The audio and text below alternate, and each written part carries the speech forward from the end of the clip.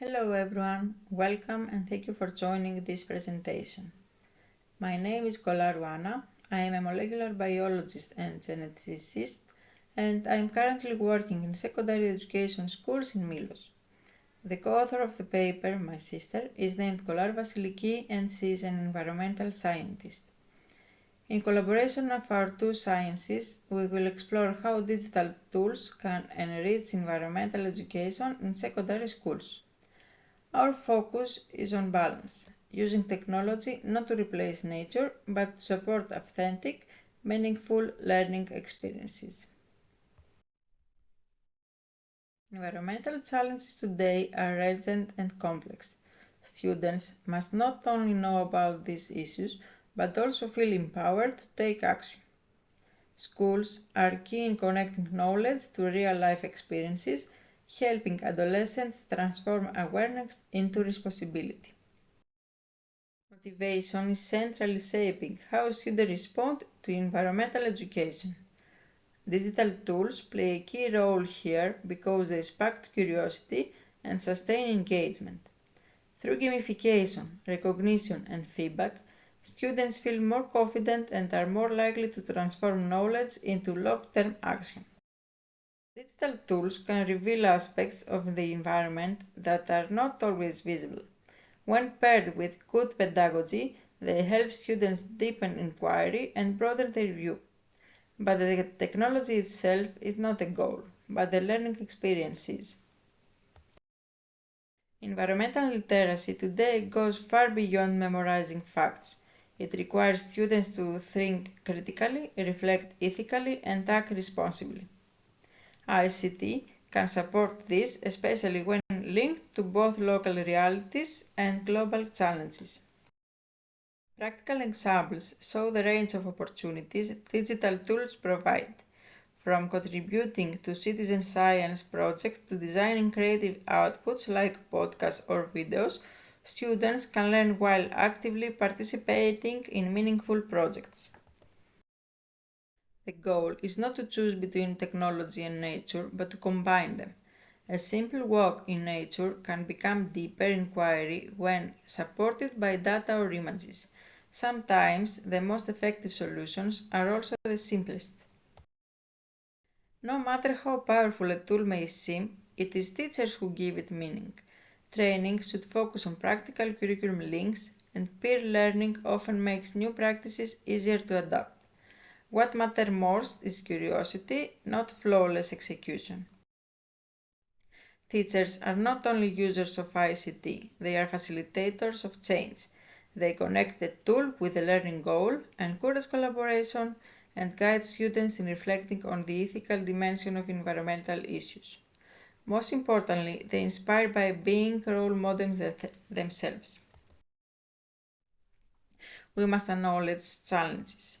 Not all students have the same access to devices or digital skills. Overloading lessons with too many tools can also reduce learning quality.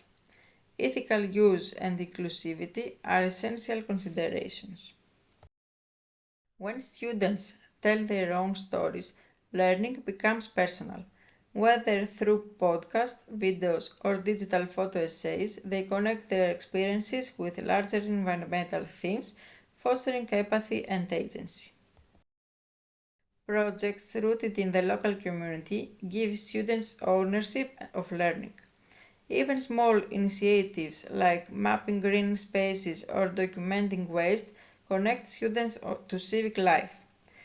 Digital platforms ensure these projects reach beyond the classroom. ICT gives students opportunities to collaborate across borders.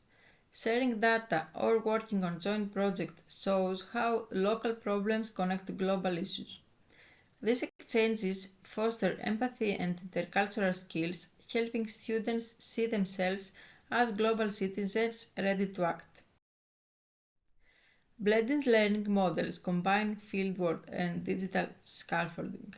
Students may collect data outdoors, then analyze or share findings digitally. This ensures continuity even when outdoor conditions are limiting and reinforces cycles of inquiry. Environmental education thrives on interdisciplinarity. A project may combine biology, art, and civic studies with digital tools linking them together. Partnerships with NGOs and municipalities can further enrich these connections. Despite promising practices, research still lags behind. We need more studies on which tools are most effective, how inclusion can be ensured, and how schools can measure long-term impacts. Teacher involvement in research is vital. Experience shows that what works best is not the most advanced technology, but the most intentional use. Simple tools can be powerful when linked with inquiry and students' agency, especially when they also connect classrooms to communities. For educators, the message is simple. Technology must support, not replace nature. Pedagogy guides every choice. Equity and inclusion must remain at the center. And above all, teachers themselves are the real drivers of meaningful integration. No matter how creative teachers are, institutional support is crucial. Schools need infrastructure and equitable access to technology. Policies must ensure long-term investment, while ongoing training keep teachers confident and up-to-date. Lasting impact requires systemic backing, not just individual effort. To conclude, digital tools have great potential to enrich environmental education, but their value lies in balance. When nature, technology, and pedagogy come together, students gain not only knowledge but also agency and hope. A small action or a simple project can grow into meaningful, lasting change. Thank you for your attention.